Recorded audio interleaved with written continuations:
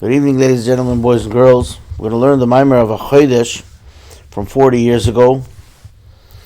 And this mimer has, of course, like every mimer, many important and interesting lessons for us.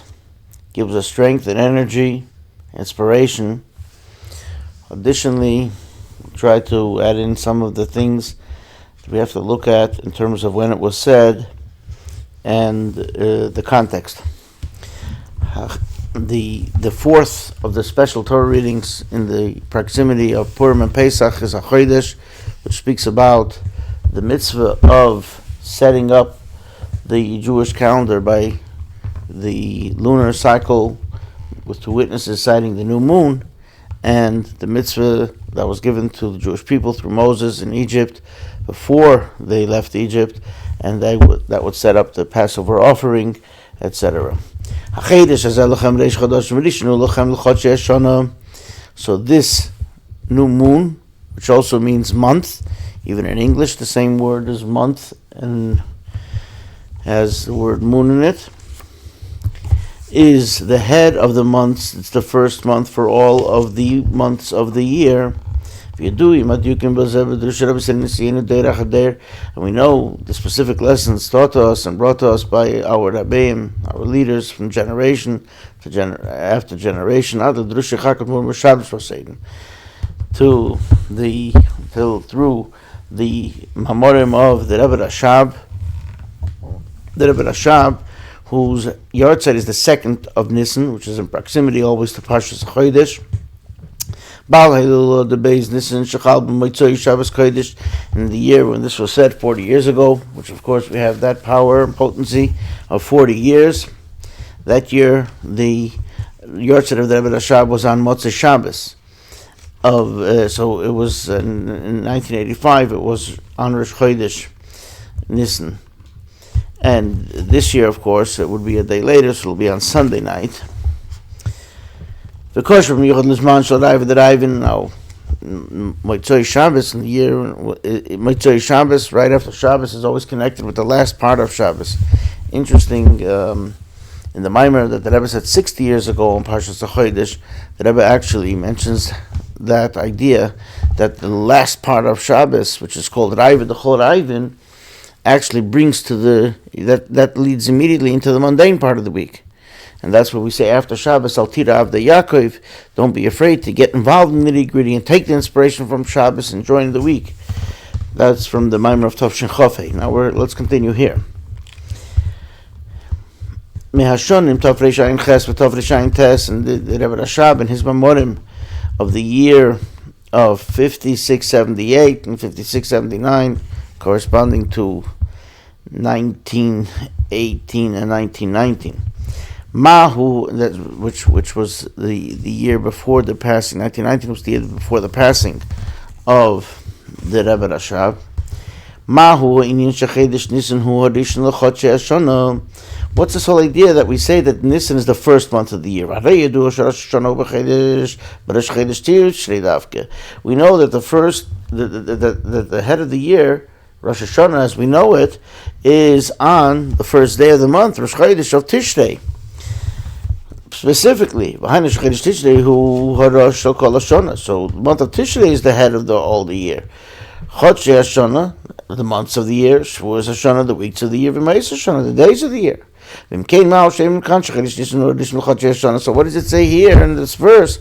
That Nissan is the first of all of the months of the year. Especially, like we have explained to us by the Alter Rebbe and the Middle Rebbe. In the books of Likutei Torah and Teresh Rosh, we know that in Rosh Hashanah we get a supernal dose of life and energy and life source for the whole year. And from Rosh Hashanah, there it flows forth this energy and this life source to all of the months and the days of the year. And then in an orderly fashion specifically. First it comes down in the month of Tishrei, And then in the subsequent months following it, from this we understand that Tishrei is also the first of the months of the year. So then what does it mean here that it says here that Nissan is the first month of the year and not Tishrei? We also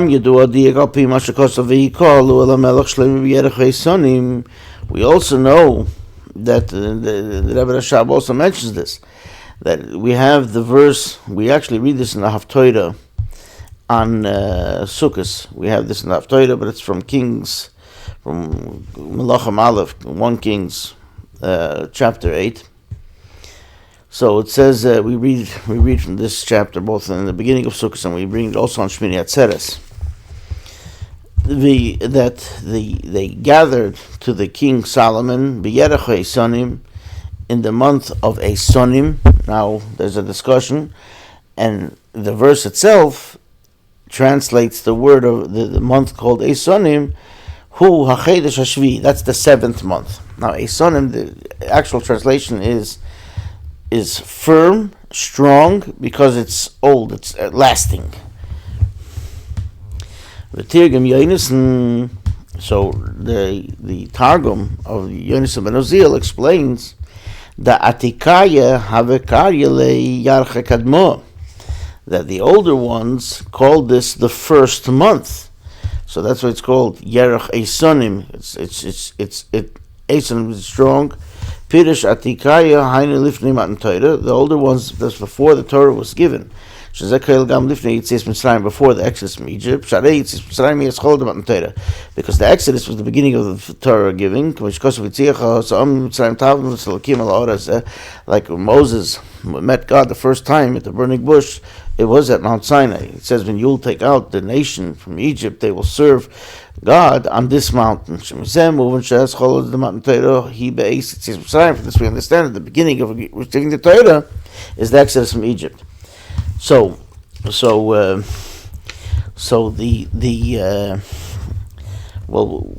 Shalifnei Amidas Parshas Chodesh.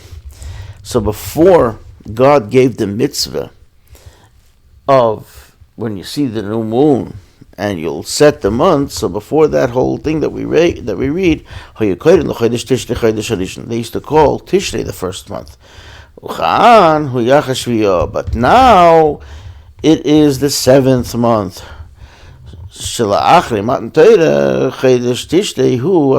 Because after Torah was given, it's the 7th month. So when the verse says in Kings, Yerech Eisonim, Hu Chodesh Hashvi, the month of Eisonim, that also has a connotation that it was the first and strongest, but that's how it used to be called. But now it became the 7th month after the Torah was given. And from this, we really have to understand that so now, till the Torah was given, Tishrei was the first month for thousands of years before Matan Torah, before the Torah was given. And it's called so through the stalwarts, the great ones of the world. So why did it change? That Nissan specifically would be the first month of the months of the year. But Yeser in the movement, and it's even more incomprehensible.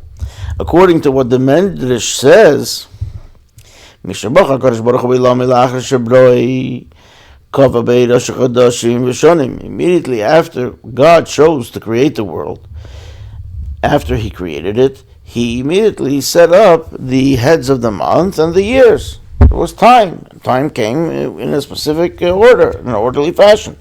But when He chose Jacob and his children, that means when He gave the Torah in the Exodus that preceded the giving of the Torah. That was the time that God chose them chose us from all of the peoples.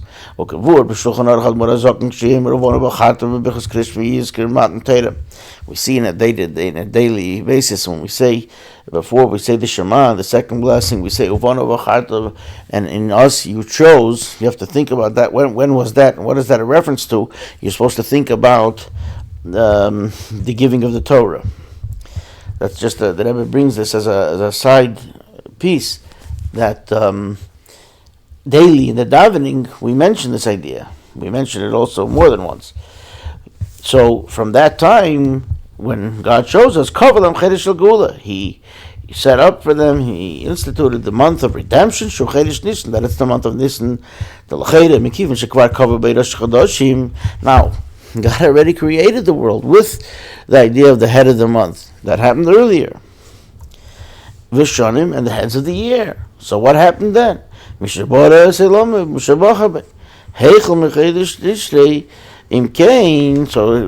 till then it was from the month of Tishri when things started out. If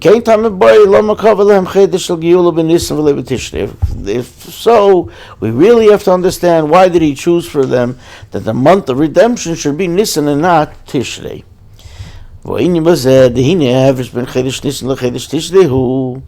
The difference between the month of Nissan and the month of Tishrei is Tishrei, the world was created. What's special about the month of Nissan? The miracle of the Exodus from Egypt. Now,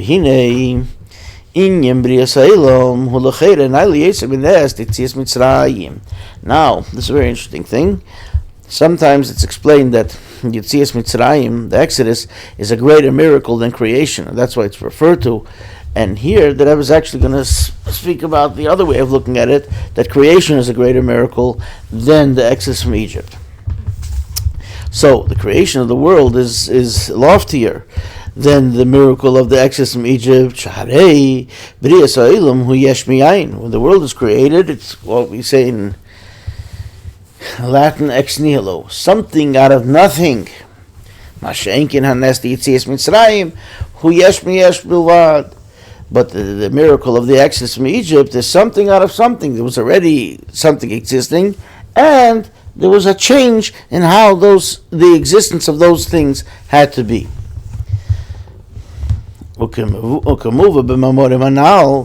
And like the Rabbi explained in those discourses, those mamorim, from based on the Tanya, the gate of the unity and belief of God, the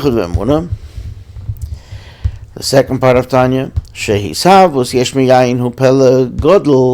that creating something out of nothing and it's coming into being is more wondrous than the splitting of the sea. So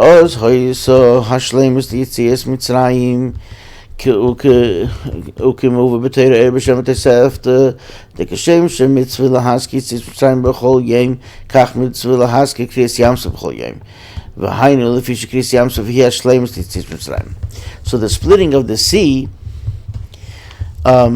was the ultimate part of the Exodus from Egypt. So the Exodus took a week until the splitting of the sea. The Jews left on the 15th day of Nissan, and the splitting of the sea was 7 days later, on the 21st day of Nissan, and that's why Pesach, now it's outside of Israel, it's 8 days, but Pesach is a 7-day holiday. The first day commemorates the actual Exodus, and the last day we commemorate the splitting of the sea. So that's the ultimate, and we say the Rebbe mentions here that the creation is even more wondrous than the splitting of the sea, which was the ultimate of the Exodus, like it says, and the Rebbe brings in Torah in the name of the Tosefta of the Talmud, that just like it's a mitzvah to mention the Exodus daily, the Exodus from Egypt every single day, it's also a mitzvah to mention the splitting of the sea every single day, and that is because the splitting of the sea is the ultimate part of the Exodus from Egypt. We say it, of course, in the prayer, we say it every night in Ma'ariv, and we also mention it in the morning, also in the blessings after the Shema.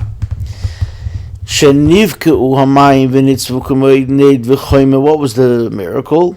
The water split and stood like a pillar and a wall.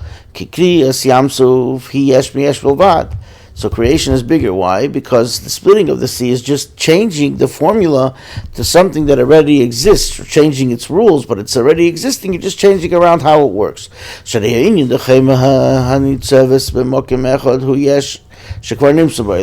idea of a wall already exists. Something should stand solid. Indeed, in another place, in another format, the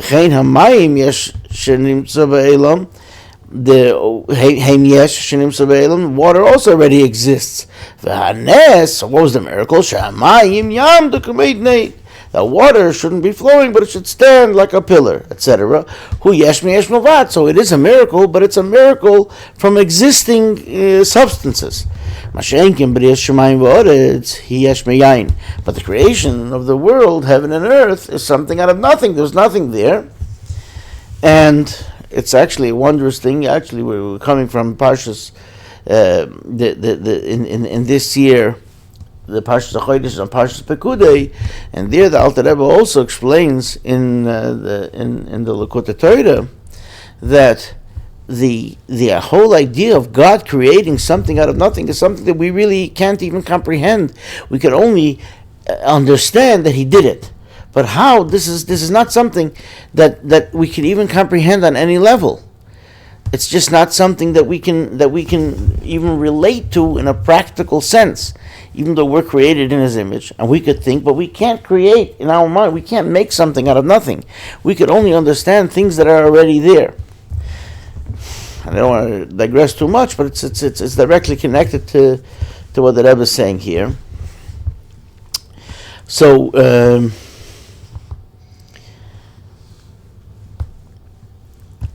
So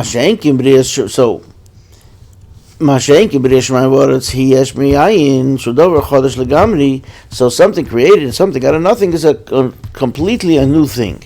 Besides the fact that creation, something out of nothing, ex nihilo, is more wondrous than the splitting of the sea. There's something very interesting here. Even natural events, the way the things are done in the course of nature, which nature was created when the world was created in Tishrei, so nature also has an advantage over the type of the miracle of the splitting of the sea.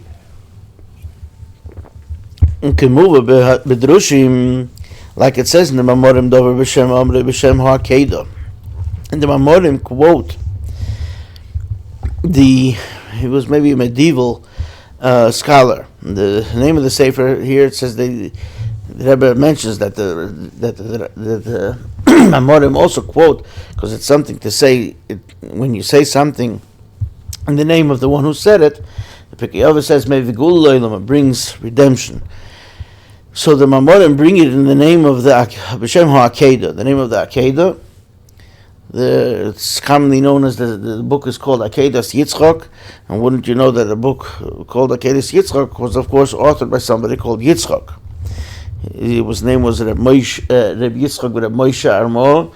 He lived in Spain in the years, he was born in 1420, he passed away in 1494. In case you want to know, but he was a philosopher, but he also wrote a commentary on the Chumash, and he explained many things, and Chassidus quotes him. So it says in the name of the Akedah, so there's two ways that we could understand, and we could learn and understand the greatness of God, may be blessed. Ha'alef mein hagas hateva. One way we could understand them is look at the nature of things, how things are in the natural course of events. V'ha'beis, the second way, me'hanoganisis, from the miraculous, from things when are not in the natural course of events.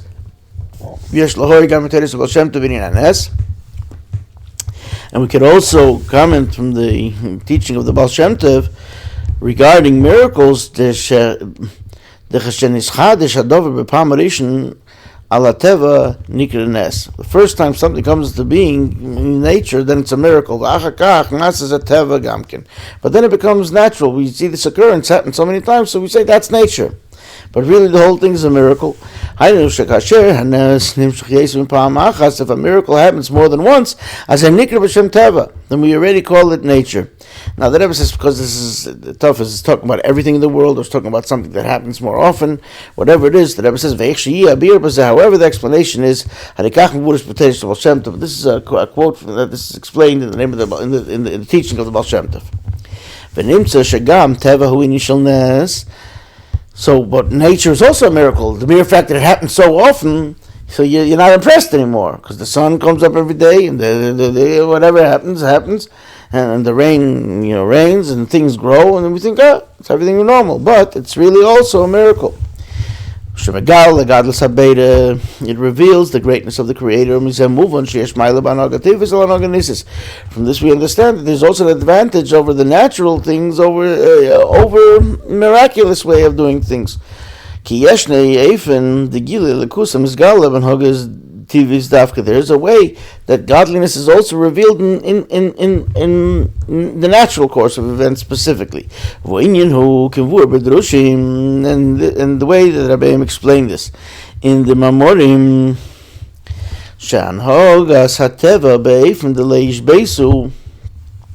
the mere fact that the natural course of events is continuous and consistent, it doesn't rest. Heder hashinui, and there's no change. Moide al bechinas ani havaya leishanisi. This is illustrative of the level of God, which is actually based on a verse in Malachi, that I am God, I do not change. Ani havaya leishanisi. God is the same. Shehu in Yunayla b'yesa. That's a very lofty level.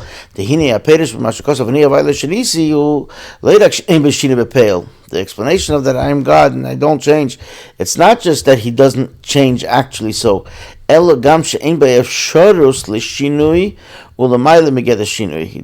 not a possibility for him to change, and he's higher than the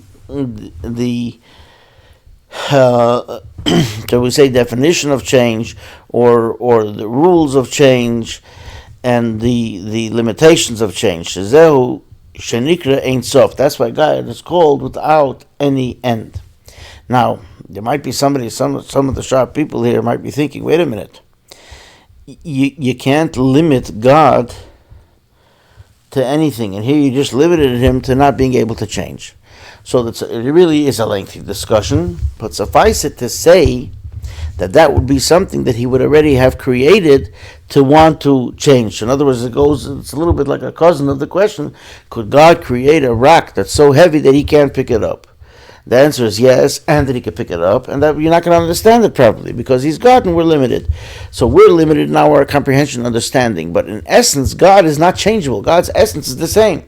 Now, could he change himself? He can do what he wants, but in the definition of who God really is, that's by rule, it's not changeable. He's something that's totally unlimited. So to change it to a limitation, to limit himself, he would have to go through a lot of work, which he could do, for sure. But in his essence, he doesn't change. So that's the idea of ani havaya leishani, you see? And this is illustrative that I was going to explain by the continuous course of nature, that nature doesn't change. And when he says it's changed, we say it's a freak of nature, it's something else, whatever it was, it's a miracle. But the nature itself is the same thing. We know every day the sun will set, in this time, in this place, everything. So let's look back inside here. That's what Ein Sof means. There's no end. There's no limitation.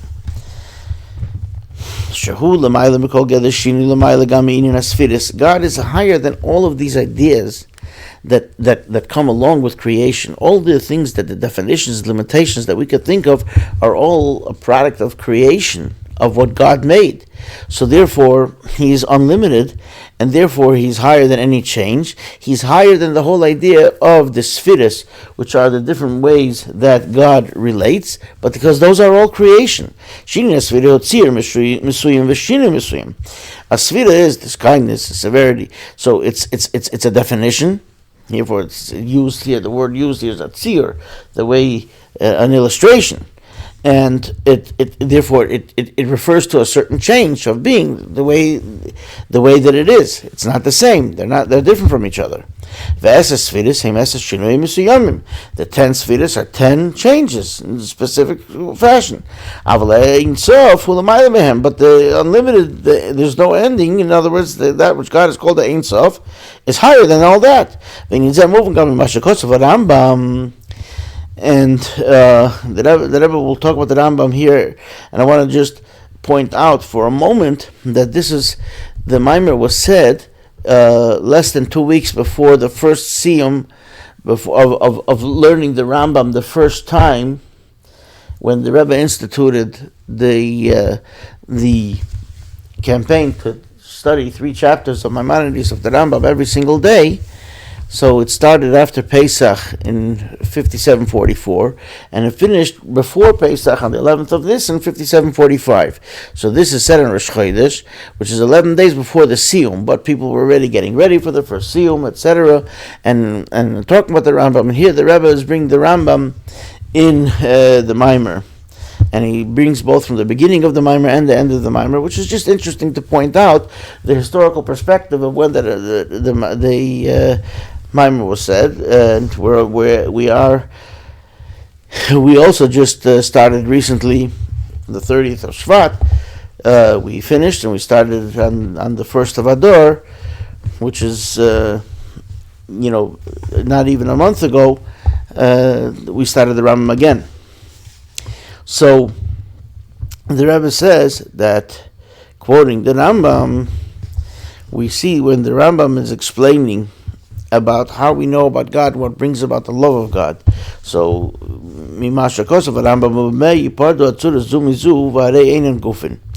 so there he's talking about the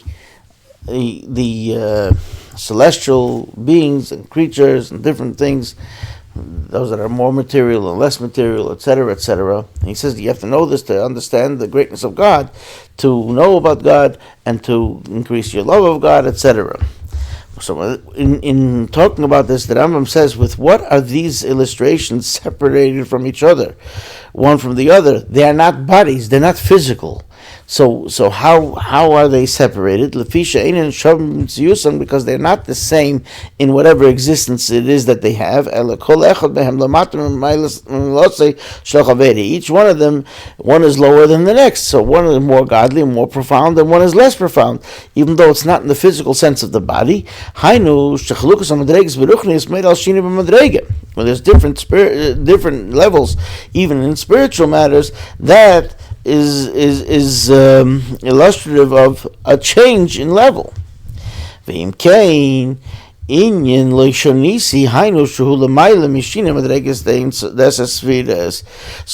whole idea of that God doesn't change is because he's higher than this whole idea. Change and illustration and definition is all a product of creation. God is higher than all that. The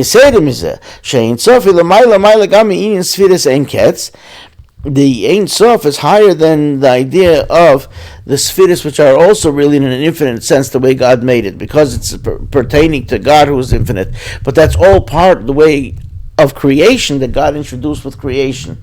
God in his essence is even higher than all that type of idea. And here you're talking about an infiniteness which he was able to, within creation, within the parameters of the way God is in himself, that he's infinite. So therefore in his creation he's infinite, making the amount of spheres ein ketz, but nevertheless this infiniteness is already a part of a definition that's not as infinite as God himself before, higher than any involvement with any creation whatsoever.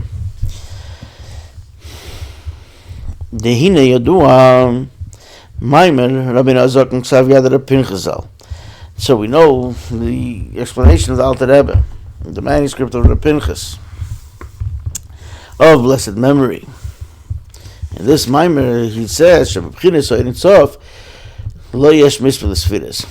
There's no number then, there's no limitation to the amount of spheres that there are, the levels. Hainu sheyesh some spheres ein ketz. It says it's an infinite amount of spheres. Like we said, because it's an involvement in God who's himself unlimited and infinite, and therefore his creation, in that sense, is also infinite. But that is already in terms of his involvement in creation. When he's not even involved in creation, there's no definition even to say it's infinite. Omnam, Alpha Pekain, Hada Yeshlem, Toya Sfiris, they're still called Sfiris. It's already part of a definition. Shenyanum, Shinuyim Kino. And that whole idea is change, like we mentioned. V'adarab, on the contrary, Sfiris Ein Ketz, Pirushei Shinuyim Ein Ketz. If we say there's an unlimited amount of Sfiris, that means there's an unlimited amount of changes. So there's a lot of changes, but it's a great level. And this is a great change, even more than, of course, than just limited to 10 spheres. Indeed, there's an infiniteness, but but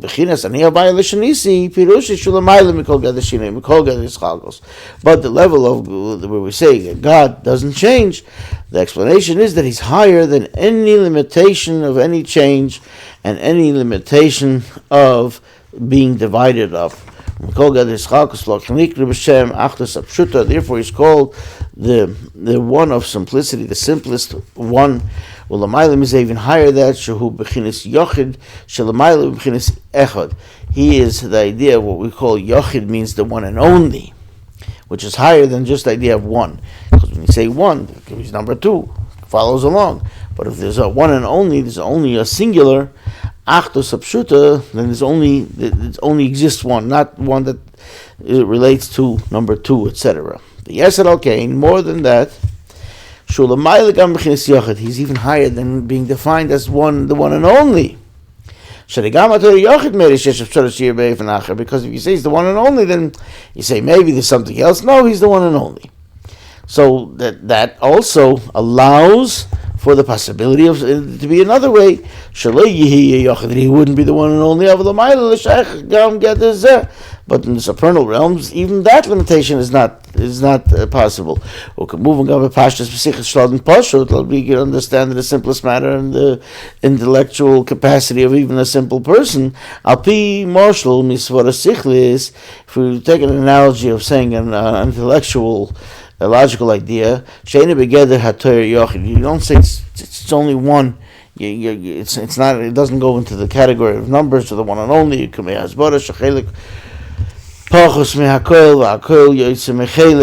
then you explain that if there's if you divide things up, so one of the numbers is less than the whole amount, and that the whole amount is more than one part. You could divide up into as many parts, and so how do you explain that a part is less than the whole, and the whole is more than the parts?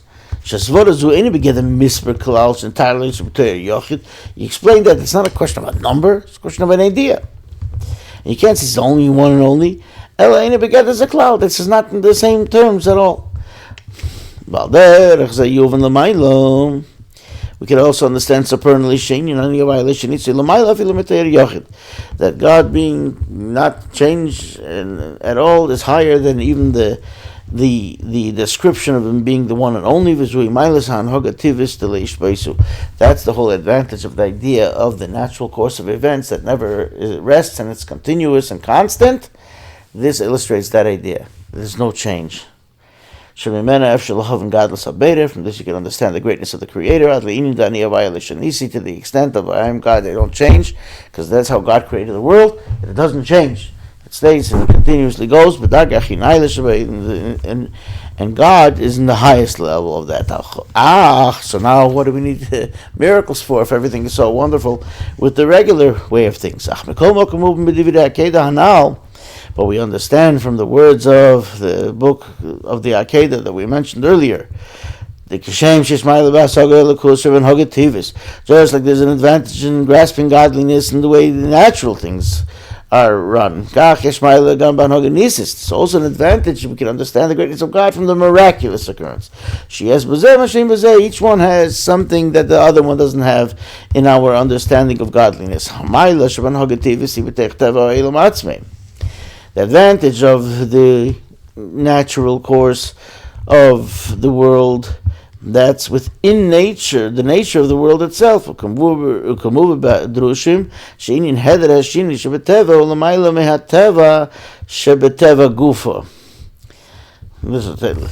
Listen carefully. Hold on.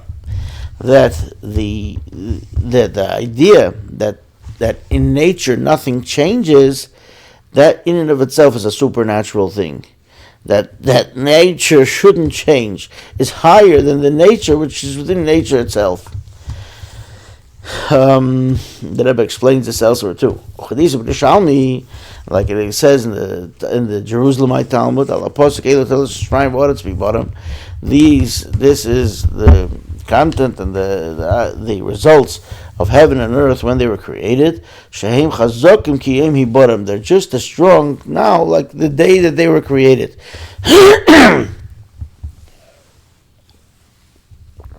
Excuse me. That means there was no change in the world. The world is strong from when it was created till the time of the giving of the Torah. That's when the verse was said. And then I would say that it's expounded upon 1,000 years later in the Jerusalemite Talmud. So it didn't change then either. The world stayed the same until the time that this is studied afterwards. The world is strong. Now, you might say, what about the things in the world that we see in front of us, that things change? But that's part of nature, that if there's improvement in this and this, then this and this will improve. There's health, so people are stronger. If there's something else, there's something else, but it's all within the nature itself. I didn't mean to read your mind. No, sorry. There's just an obvious explanation here, yeah. So, but that would also be the opposite of nature. But it is explained at length in Tzemach Tzedek's work called Sefer Hachkira. This is a work that he did, which is the book of researching and investigating, etc. But to explain certain things, Shalpi hateva kol metzias. That according to nature, everything that exists has to be weakening from the time that it was created.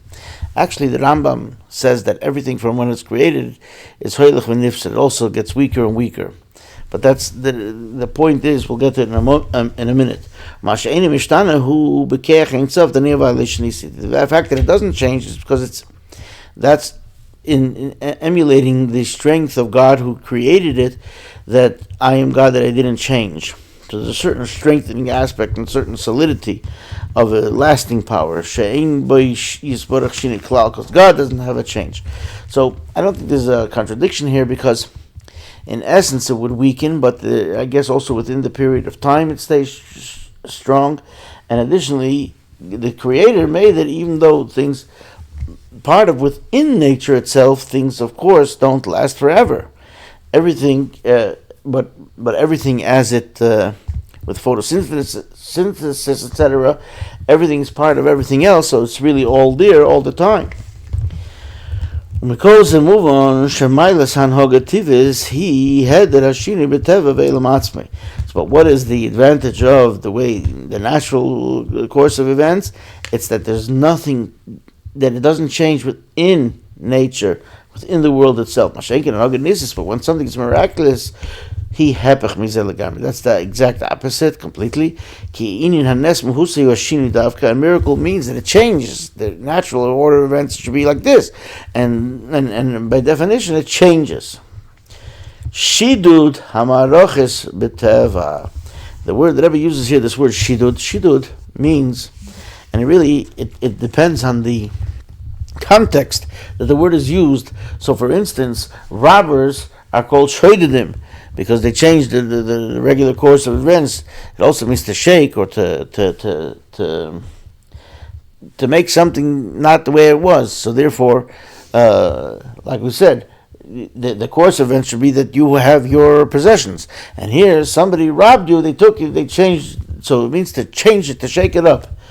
So Shidud HaMaracha Shabbateva, a miracle, shakes up the way things are set forth in nature. So there, the advantage of this would be this shaking up of nature, making a miracle, shows us that there is a master to this creation. Shakadosh Baruch Hu, the Holy One, blessed be He, creates the world and runs it. He rules and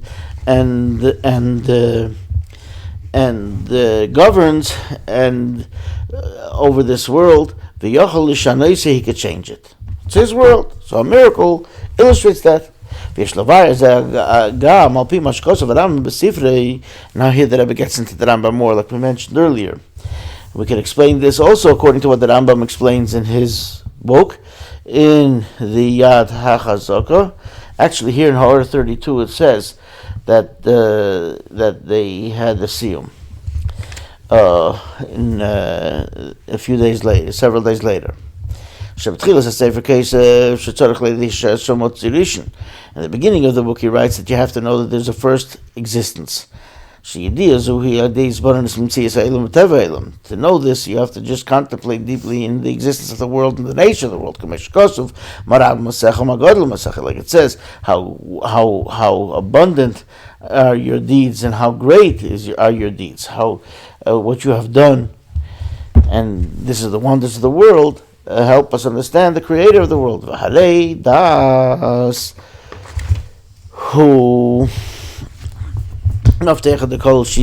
So, from the level of das, that means after you have chokhmah, meaning after you have an idea and it's developed, and you have the resulting das knowledge, that is the opening to the six spheres, which then have the seventh sphere, etc. And the das already includes in it. In other words, once you know, Shekel Kol is Kol HaMidus, it includes all of the Midus Avav Yira, meaning love and fear of God and fear of God, which comes from kindness and severity. Shekel Ramachim Tzesa, that includes the 200 positive mitzvahs and the 365 negative commandments. Kavur B'Tanya, as it's explained in Tanya, which is a mashpeh gam al ma'aseh ha'adam. This also has an effect on what the person does. When you're thinking about how the world is, you understand it. It brings you to do what you're supposed to. So the Rambam continues. What is the way to bring about that you should love Him and fear Him? When a person will contemplate in the wondrous creation and deeds, actions, which are so great, you'll see the wisdom of God. You will lust and want to, in a great way, to know the great name of God, to understand who is the Creator. This is a great thing. This is the idea of learning about the greatness of God from nature. In the end of the Rambam, so the Rebbe brings here from the beginning and the end, case of Edis as Mendel said, he writes about the time in the future to come when Mashiach comes. There won't be any hunger or war or jealousy or competition. The preoccupation of the world will only be to the knowledge of God. Now, this is an interesting line here. To know this is already comes from the realm of miraculous, of miracles which are higher than nature. That's the time, the situation when there is no jealousy or competition. Well, the Rambam says there that they will be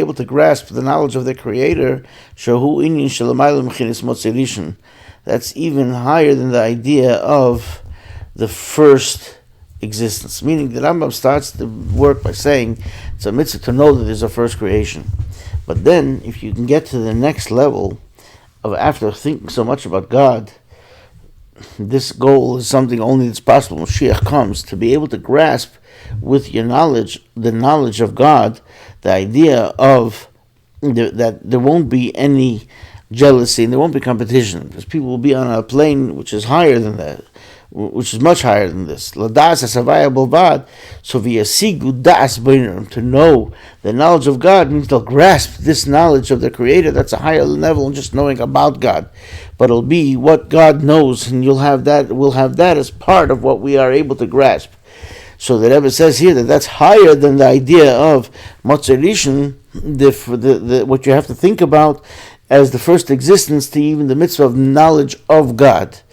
Here's God's knowledge, which becomes part of what we are. This is alluded to in what it says in the end of what the Rambam writes. He brings the verse that the world will be full of the knowledge of God like water covers the seabed. The idea of the dry land and the ocean is the idea of the revealed world and the hidden world, Teva v'nes, which is the idea of nature and miracle. So the dry land, you see it. The ocean is covered, you don't know what's under it. So knowing God in the way that the water covers the seabed, that's already knowledge in a miraculous sense, which is from the Discourse, which is covered up. It's higher than the world of it's not in the natural sense, because that is limited to how the world is running. So that's why the Rebbe says that this brings out the idea of that when you'll be able to understand God and godliness in such a great way, it's how you'll understand the depths of the sea, what's hidden. With this we understand the difference between the month of Tishrei and the month of Nissan. In Tishrei, heaven and earth were created. That's nature. But Nissan, when there was the exodus from Egypt and that's the miraculous way of the world running, of the God running the world as such. When God makes the great revelation at Sinai, He says, "I am the Lord your God." He doesn't say, "I'm the one who created heaven and earth."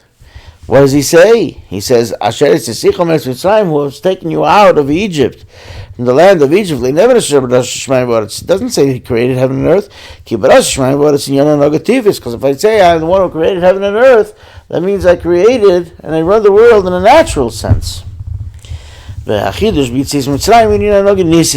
idea of the exodus of Egypt is the whole idea of running the world in a miraculous fashion. Yes, but which has its advantage over the natural way of running things, as we've explained here, to the extent that it's a miracle and a great change in such a great fashion. When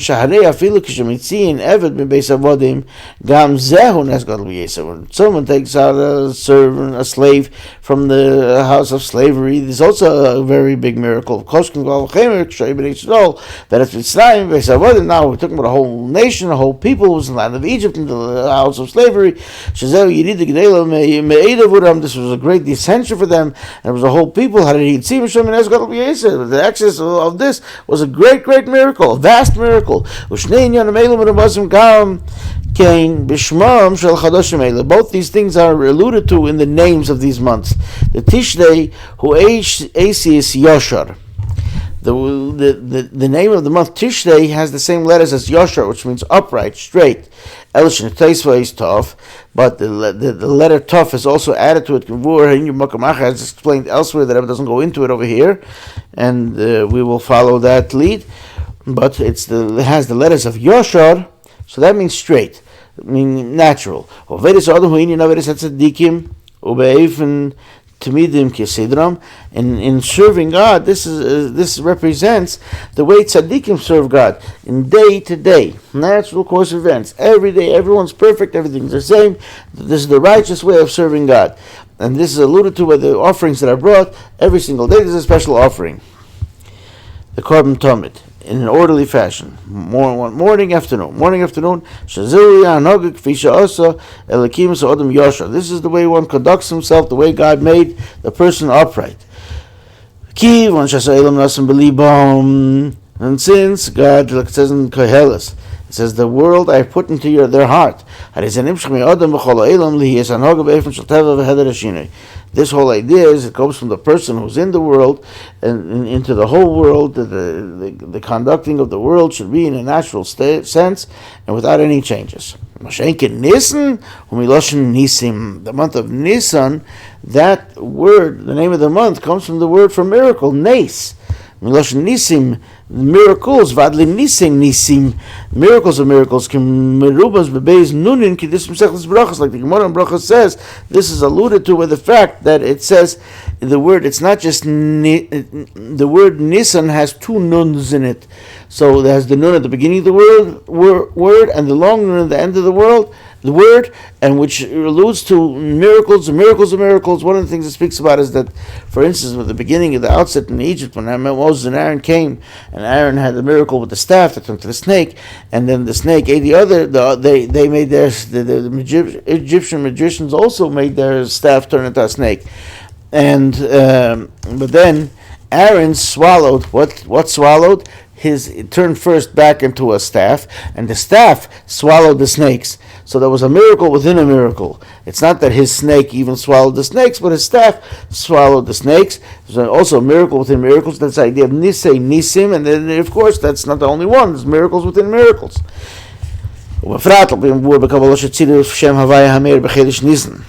Especially since, like it's explained in the Kabbalah, this is something that Rebbe's father speaks about, and it's also his birthday is in the month of Nissan. It doesn't say it here explicitly, but it's one of the things that he discusses. The Rebbe doesn't quote his father here again explicitly, but this is discussed in his father's Torah, that this is every single month has a way the four letters of God's name is distributed in which order it is. So now, you do the math here, there's of course more than 12 ways 4 numbers could be exchanged, but now part of the equation is that the 2 of the letters are the same, so that diminishes the number. But nevertheless, there are 12 formats the way the letters of God's name, Yud K, Vav K, are arranged for each month is different. The Kabbalah talks about it, and the Rebbe doesn't get into it, other than to say that the combination of the name of God, which illuminates in the month of Nissan, Hushem Havaya Kesidrei, there it's the name, the way it's in the regular order, Yud, K, Vav, K. The 4 letters of Yud, and then the letter Hey, and the letter Vav, and the letter Hey, in its proper order. And it comes out, each one of these also has a verse that it's connected to. This comes from the acronym of the verse, Yismachu Hashamayim v'Sogel Ha'aretz. Heaven should rejoice and earth should be happy. Right? So the first letters of all those 4 words are the acronym of God's name. When God's name is in the proper order, that shows us about a great illumination, which is very strong in a revealed sense in exceeding fashion. When the other ways, when the letters are not in this order, this is also the way, the combination of the month of Tishrei, that it's in a different order, as any may ever take of kolkach, then it doesn't illuminate as strongly. Because this is the whole idea of miraculous, a strong revelation. Now that Rebbe jumps into what he spoke about, the last 2 Mamorim that we've learned of, and in the previous 2 Mamorim, the Rebbe speaks about the advantage of how great tshuva is, that you can change misdeeds into deeds. The Rebbe will mention it here also. We learned it in the Maimer of Kisisa and Lahavinin Para Aduma. So, which was of Shkolim and Pora. So, the Rebbe says that this is, in serving God, this is the idea of tshuva, repentance. What does tshuva do? Tshuva changes and shakes up the way things were set forth. This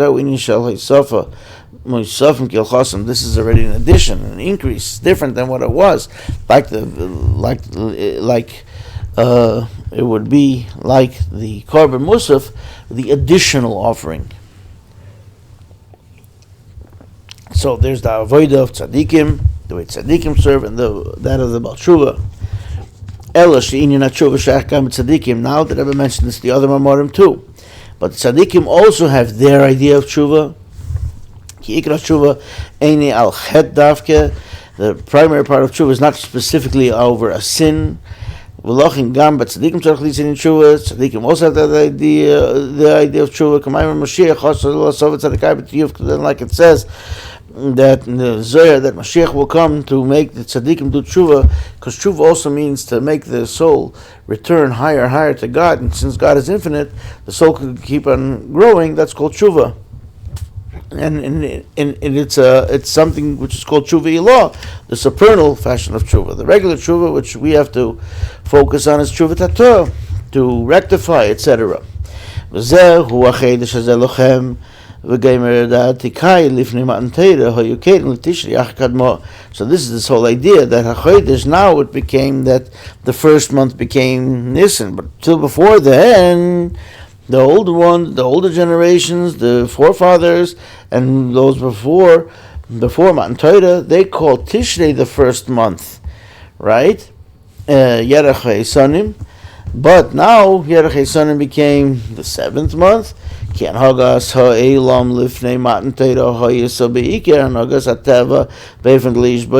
before Matan Torah, the primary way the world was going was in the natural course of events, and nothing changed, and nothing, and it never rested. It always continued like that. That's the idea of Tishrei. And when the Torah was given, it started from the Exodus. What happened then? What was introduced? They started a new way of conducting the world in a miraculous fashion. So that's why Nissan had to be introduced as the month of redemption, and had to become first and foremost. So till the Torah was given, things were more natural. So Tishrei was first. Now that the world is going to change, and this plan is coming into fashion, Nissan becomes the first month. The ultimate intent is that the change that would come forth through the giving of the Torah would then be drawn into the whole world, the months of the year, this year, that the beginning, the months would begin also in Tishrei, but in the way, the natural course of events, it would be permeated with the miraculous course of events. Now the Rebbe finishes up. Maybe the will that in this Nissan, which is the main primary thing in Nissan, is of course Passover, Pesach, the time of the festival of our liberation. Should be the month of redemption. To this, that it should be fulfilled actually. So the Talmudic dictum, that they were redeemed in Nissan, and they will be redeemed in the future, Lahoyer. And to note that Rebbe says, even when Mashiach comes, there will also be both these types of conducting the world, that everything's the same, no rest, meaning natural. After the world was going in this fashion, of the 6,000 years that the world was in existence, Bohel Fashvi, you get the 7th millennium, the 7th millennium, Shehu Yem Shekuli Shabbos Menucha L'Chai Elomim, which is a day which is complete Shabbos and rest for all time. She'inyonim menucha v'heder hashini b'tachlis is total rest without any change b'tzad gili b'chinis and evaluation nisi, because then it will really be revealed this idea that God doesn't change. She'yumshach be'elach hashvid, it will go into the 7th millennium. She'b'shmita zu, then shehu l'mayla me'hashmita shlifis ha'shlachis l'mayla me'kol zayin hashmitas l'mayla me'kol hanun na'alofim yevlis. So now here the Rebbe is quoting the idea of time. So first of all, every 7 years it's called a Shemitah. So here it's talking about 7,000 years is also called a Shemitah. He says this Shemitah is higher than the previous Shemitah. The 7th millennia is higher than the 6th millennia, and what will be subsequent to it, and higher than all the 7 Shemitahs, and higher than this one place that it also says there's 50,000 jubilees. So 50,000 times 50. So these are big numbers, but these are all, so the Rebbe says we're coming to a pinnacle. To be higher than any change. This is the whole idea, like we explained earlier. That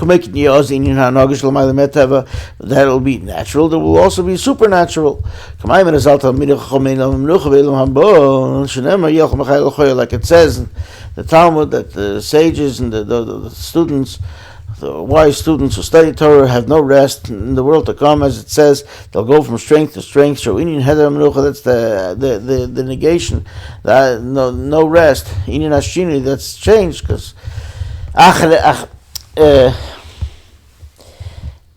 there's no rest because they're continuing to grow. This will be in a way that will be a continuous, an everlasting redemption. There's no exile after it. So it'll be continuous changes in a way that it's unchanged. So now get a load of that. No rest, no change. It should happen actually so in the Pesach that's coming to us for good. And we'll eat there, we'll bring from the offerings, for the Passover offerings. And Ubefrat and especially after we had the blessing and the power of this comes from the Shabbos which blesses Nissan, and that year the Shabbos that blesses Nissan was Parshas Pora. The Shabbos of Rosh Chodesh was on Shabbos, so it says in Shabbos or Rosh Chodesh Nissan, Yom Beis Nissan, for the day, the second day of Nissan, Yom Elul, the Chakat Shabbos Hosheden, the Yortzeit of the Rebbe Rashab, of the 5th Rebbe, Shal Zeh Omer Razal Ma Pora Mechaperes Af Mitzvah Tzadikim Mechaperes. Says in the Gemara that just like the red heifer atones, so also the fasting of tzaddikim also atones. Like it says in the Geras HaKodesh, that the atonement of the passing of tzaddikim is also for deliberate misdeeds, deliberate sins. Sheyapchelish Gogis, that they turn into accidental sins. The Yisraelim is Zochias, and more than that, they become like meritorious acts, ad Zochias Mamash, to the extent of actual meritorious things. This is the idea of tshuva that's explained earlier, both in this mimer and like we mentioned earlier in the previous two mamorim, where the Rebbe speaks about the whole idea of tshuva, and the other two mamorim, the Rebbe really spoke about this concept, that the idea of the deliberate misdeeds become meritorious deeds that are, and therefore it brings about this great change and bring you to this whole new level. And especially that we are now in a situation of serving God with our intellect and with our faculties. He kvar b'shleimus, the Rebbe says is already complete. We just have to refine the garments, and like the Rebbe often quoted the well-known dictum of the Rebbe's Rebbe, father-in-law, the previous Rebbe, Chuputz and the Kneplach, you have to just shine the buttons. The Rebbe said subsequently that if you shine them up too much, they're going to already be rubbed out. So it's even that is already done. Maybe the will of God that we finish this is in very soon, in the near future. Will be the truthful redemption through our righteous Mashiach. He will come and he will redeem us and he will bring us upright to our land, Hachodesh, which is holy, to the holy land. With our sons and our daughters and our youth and our elderly, in our days, actually so. Chaim.